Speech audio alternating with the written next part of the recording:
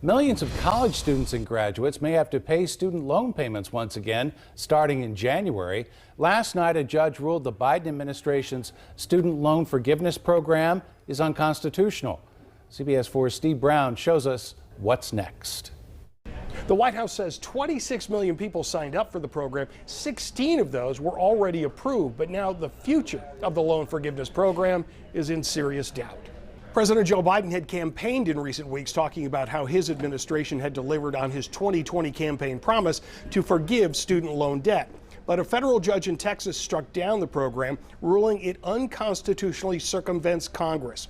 In his opinion, Trump appointee Judge Mark Pittman writes, "In this country, we are not ruled by an all-powerful executive with a pen and a phone. It is fundamental to the survival of the republic that the separation of powers be preserved."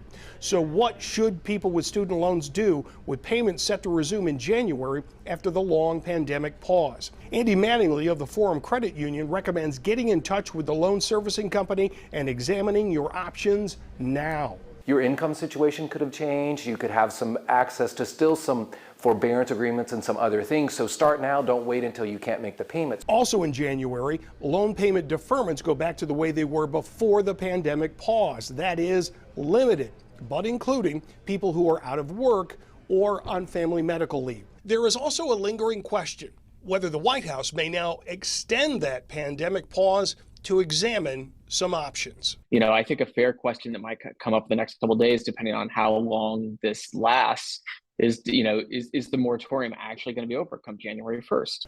The Biden administration has filed an appeal to try and revive the student loan program, but it's on a very difficult path. Either the Fifth Circuit Court of Appeals or the U.S. Supreme Court would have to overturn the Texas judge's ruling, and both of those bodies are majority conservative.